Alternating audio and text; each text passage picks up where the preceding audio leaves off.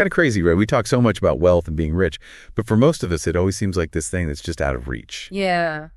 Why do some people seem to just get it? Like they just naturally become wealthy while others work so hard and never seem to break through. I think we all wonder that. And you see these stats like only 5% of people in the U.S. actually reach a level of what you call real financial success. Yeah, you start to wonder what really makes the difference. Right. So what is the secret sauce? Is it just luck? Right place, right time? Or is there something more fundamental, maybe something you can actually learn that can really help you build wealth? That's what we're trying to figure out. And that's exactly what we're going to be digging into today. We've been exploring the work of Thomas C. Corley, and specifically his book, Rich Habits, The Daily Success Habits of Wealthy Individuals. Interesting. Yeah, and, Corley makes this really bold claim. Oh, yeah. He says financial success isn't some lucky break.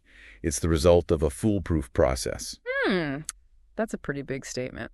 It is a pretty big statement. But when you consider his background, he's a CPA, a certified financial planner, so he's seen a ton of people's finances up close. Oh, yeah, he's seen it all. He's seen it all, both the people who are doing really well and the ones who are just scraping by. So he's seen the patterns. Exactly. And the whole idea for this book, The Rich Habits, it came from a really interesting place. Corley had this client who, on paper, had a decent business. Okay. The revenue was there, but he was always struggling with cash flow, especially when it came to making payroll. Payroll is always a tough one. It's like the biggest stressor. So Corley spent a ton of time analyzing the business, trying to find what was wrong, why he was struggling, comparing him to competitors. To see what he was doing differently. Yeah, but nothing jumped out. Wow, that's weird. It's like, what is going on? Yeah. And it really hit him that, sometimes financial problems aren't just about the business itself. Sometimes there's something deeper going on. For sure. Sometimes it's more personal. Yeah, right. And the turning point came kind of by accident. One night, Corley was just at his wit's end, and he just blurted out to this client, "Hey, what do your evenings typically look like?" Oh, wow. Straight to the point. Yeah, he was just so frustrated. And the client kind of sheepishly admitted to some, shall we say, financially draining personal habits. Gotcha. So it wasn't the business. It was what he was doing outside of work. Yeah, it's like all those little things that add up. Makes sense. So that Wednesday night revelation, as he calls it, was huge for Corley. Yeah, a light bulb moment. It completely changed his perspective. He realized that a lot of times financial struggles have way more to do with our daily habits, those little things we do day in and day out, than our actual jobs or businesses. It's about those little choices we make all the time. Exactly. And that kicked off a 5-year deep dive for him. He actually developed this 20-question list that he asked a wide range of people, his wealthy clients, the ones who were struggling, his business partners, even just acquaintances. Oh, wow. So he was really trying to understand the differences. Yeah, like what sets these groups apart. And you know what? The differences he found were huge. Yeah. He describes it as like a Grand Canyon between the daily lives of the rich and the poor. Okay, so it wasn't these big, massive events. It was the accumulation of these little tiny habits that made all the difference. Exactly. Those tiny little things we do every single day that most people don't even think about. That makes a lot of sense, actually. So our mission today, and I hope you're along for the ride, is to pull out the core insights from Rich Habits. Yeah. We want to help you, our listener, understand these differences and, more importantly, to find those actionable steps, those things you can actually start doing that might just help you get on the path to financial success. That sounds really useful. So where do we even start to explore this Grand Canyon of habits? Maybe we can start by looking at some of the real people Corley worked with and how these habits actually changed their lives. I like that idea. Let's kick it off with Phoenix Upman, the insurance salesman. Corley paints this really vivid picture of him, struggling. You can almost see him sitting there with a half-empty beer, just feeling defeated. Totally. Like he can't afford to send his son to college. That's tough. Yeah, just chain smoking, The guy was definitely feeling the pressure. Stressed out. Yeah, totally stressed. And what really got to me was his internal dialogue, asking himself, how did I become such a failure? Oof, that's got to be hard to hear. Yeah, it's a feeling I think a lot of people can relate to, that feeling of being stuck, like you're just not good enough. It's a common feeling. And then he has this chance encounter outside the bar with this guy, Champ Daly. It's almost like something out of a movie. Right. This mysterious guy, Champ, offers to help Phoenix, but he says it in this really cryptic way. He says something about an old mirror. Old mirror. What does that even mean? Yeah, it's super vague. And it's like a recurring theme in Corley's book, this old mirror thing. It's like looking back at your old self, seeing your past struggles and realizing you can change. Oh, like seeing how far you've come or realizing how far you need to go? Yeah, both, I think. It's this idea that maybe a different future is possible. So Phoenix is obviously skeptical. I mean, who wouldn't be? Some random guy offers you help outside a bar. Sounds a little sketchy. Totally. But he's desperate, so he decides to go check out Champ's office. Okay, yeah. And it's like total whiplash. How so? He's expecting some shady little place, Really? right?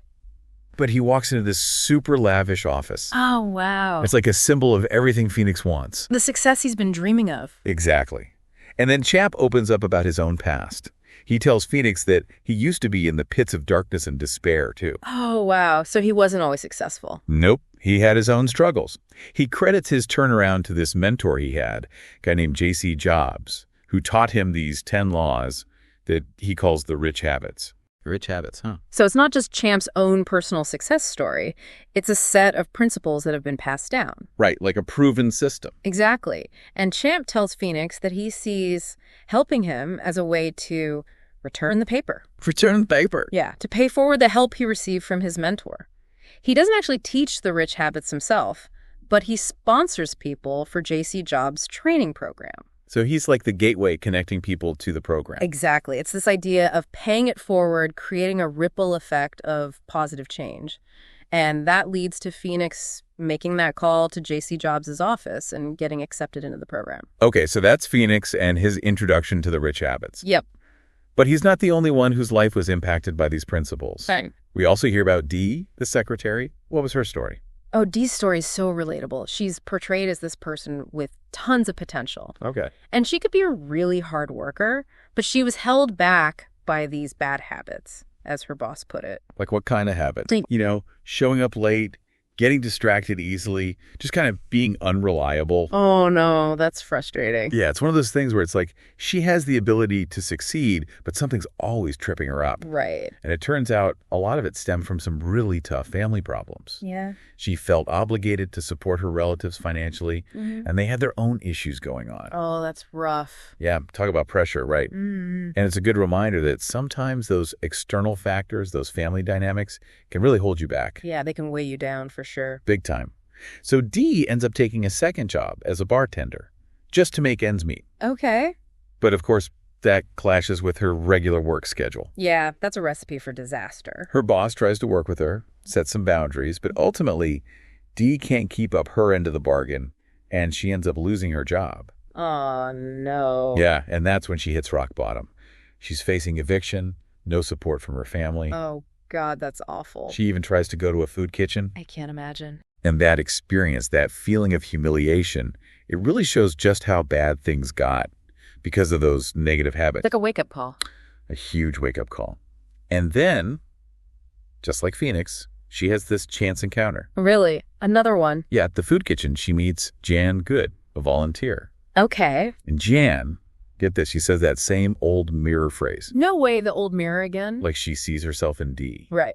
And it turns out, Jan had gone through something similar. She'd been helped by a stranger who shared these 10 rich habits with her. And now, Jan is successful, and she wants to pay it forward. Wow, so cool. So Jan sponsors Dee for the Rich Habits training program.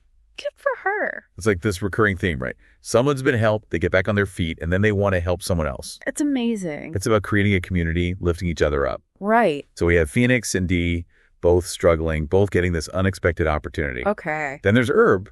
Herb's a little different. Herb's the car dealer. Oh, yeah. What about him? So he had some success. He was a great salesman, but then he became a car dealership owner, and things went downhill fast. Oh, so he was good at sales, but not so much at running a business? That's it, exactly.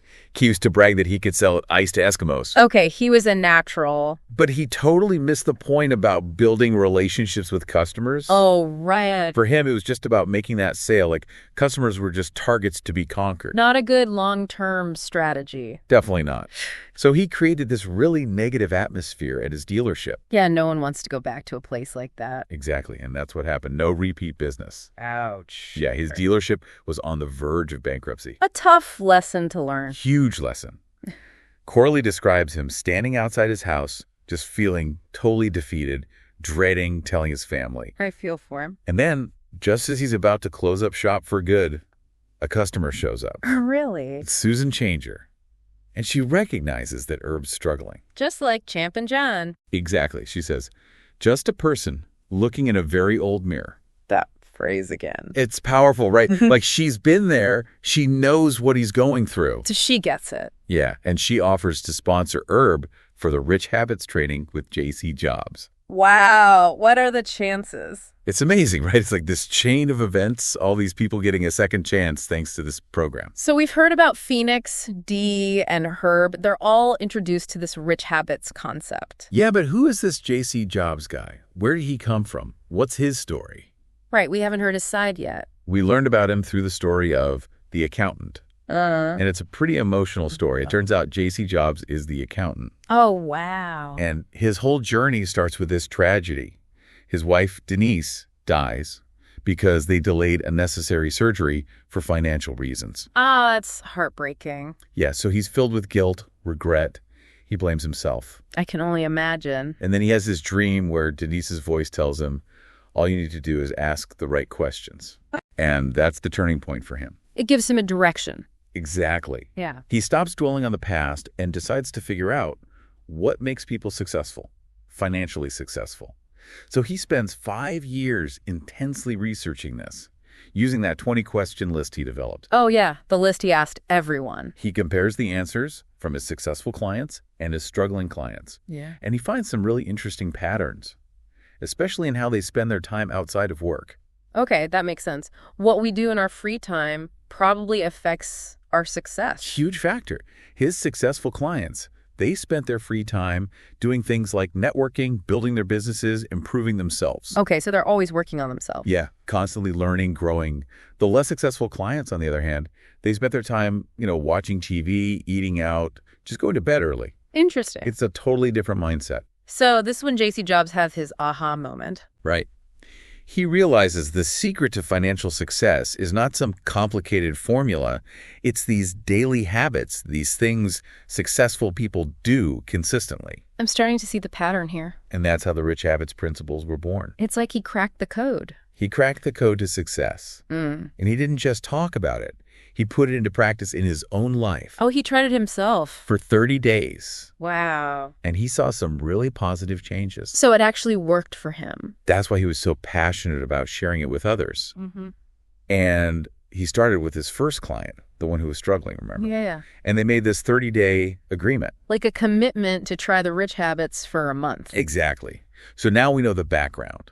We know how J.C. Jobs developed these principles. Let's get into the actual program. What's the training like? Okay, so the program starts by tackling the idea of luck head on. J.C. Jobs doesn't believe that financial success is just a matter of luck. Okay. He breaks it down into 4 types of luck. 4 types. Yeah.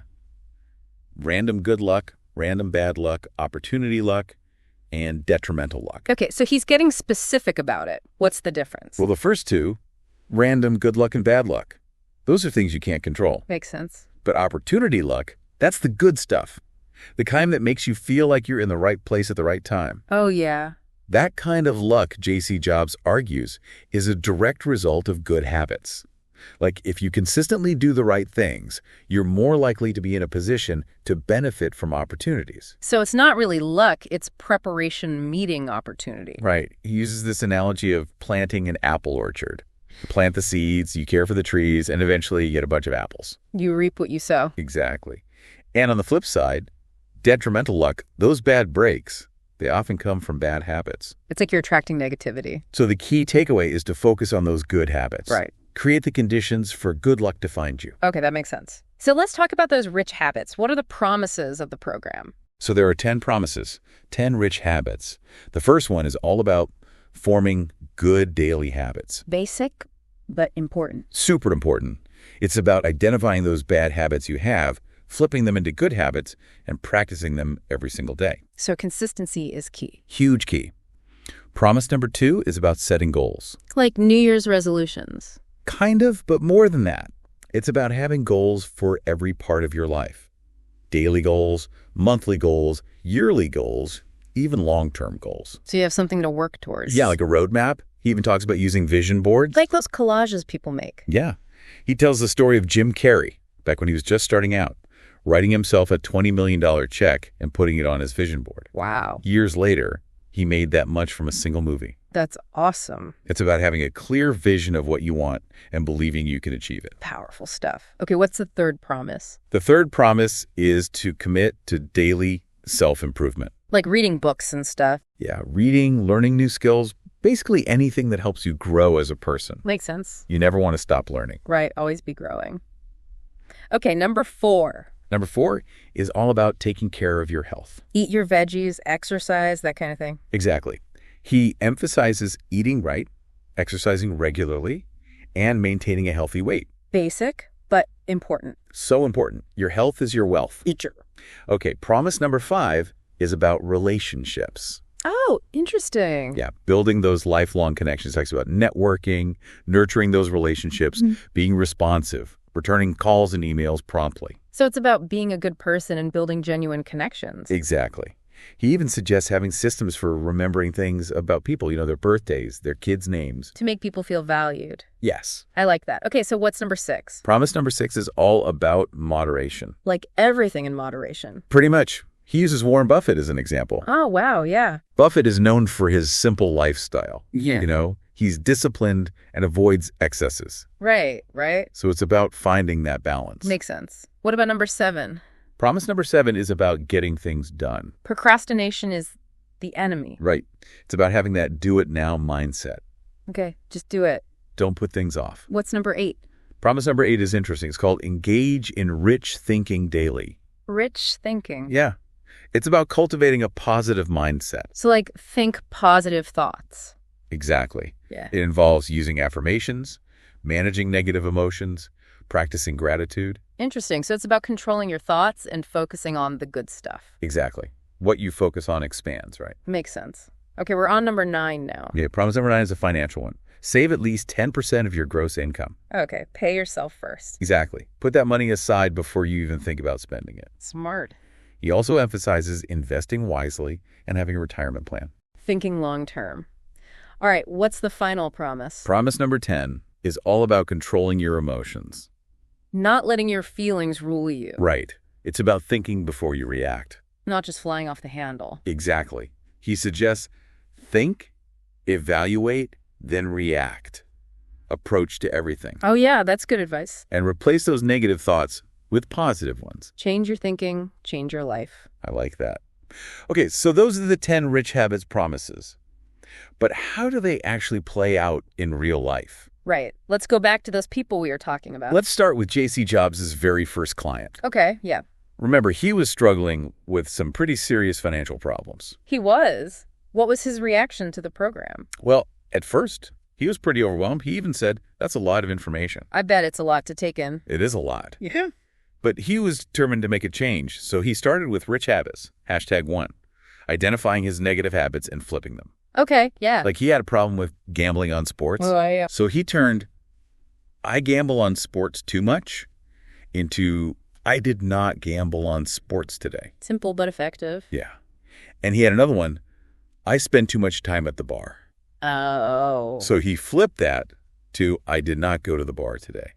Makes you more aware of your choices. Exactly. And the crazy thing is, he saw results almost immediately. Wow. Yeah, he started saving money. He had more time. His relationships improved, especially with his wife. That's incredible, just from changing a few habits. It's amazing. He also started setting daily goals, embracing that do-it-now mindset. His productivity at work went up. Wow, he was on a roll. Yeah, he was. And he also started taking care of his health. He started walking every day with his wife, eating better. Good for him. Even lost some weight. Those habits all work together, don't they? Yeah, they totally do. And don't forget, he started paying it forward, just like J.C. Jobs asked. Right. He found people who reminded him of his old self and encouraged them to check out the Rich Habits. Good for him, spreading the message. Okay, now let's talk about Dee, the secretary. Yeah, how does she do? Oh, she was all in on this training. Really embraced it. Totally. She was super focused on changing those negative habits that were holding her back. Like the lateness and distraction. Yeah, and like the first client, she focused on her health too. Changed her diet, started walking daily, lost a good amount of weight. Awesome. And this is a big one. She finally made the decision to distance herself from those toxic family members who were dragging her down. Wow, that's a tough choice. It was a tough choice, but it was necessary. To protect her own well-being. Exactly. And guess what? She went back to her old job. She did. That's great. Yeah, and she did amazing. Her responsibilities grew, and her company, Sunblade, they actually adopted the rich habits into their company culture. Wow, that's a testament to how well it works. Yeah, and now Dee runs a half marathon every year in Philadelphia. No way, that's awesome. She's like a totally different person. So inspiring. Totally. Okay, what about Herb, the car dealer? Which rich habit was the most important for him? For Herb, it was all about rich habit. #5. Forming and nurturing those relationships. Oh yeah, his big weakness. Exactly. He had to learn to see customers as people, not just sales targets. Right. And he did it. He really humbled himself, went back to his old boss for advice on building those customer relationships. That must have been hard. I bet.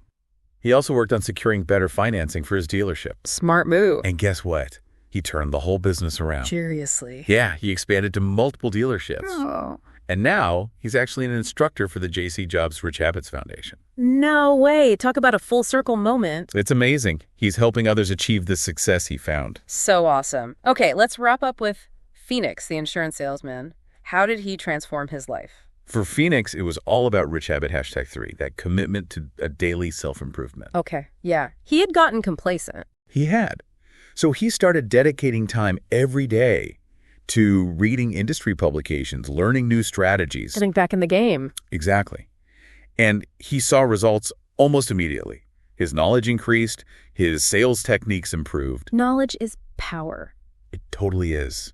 He also embraced Rich Habit, #4, taking care of his health, started jogging, eventually quit smoking, and lost a ton of weight. Wow, good for him. He even added cold calling to his daily goals, even though he hated it. Stepping out of his comfort zone. Big time. Yeah. And it paid off. His sales went up, and his supervisor gave him a bonus. He was killing it. He was. And that was just the beginning. He kept getting better, eventually hit his goal of sending his son to college. That's amazing. And now he's also involved in training others on the rich habit. Well, everyone's paying it forward. It's really inspiring. So we've seen how these individuals transform their lives. What about the legacy of J.C. Jobs himself? Well, the book ends with his funeral. Oh, wow. And the turnout was huge. Like a lot of people showed up. Thousands of people.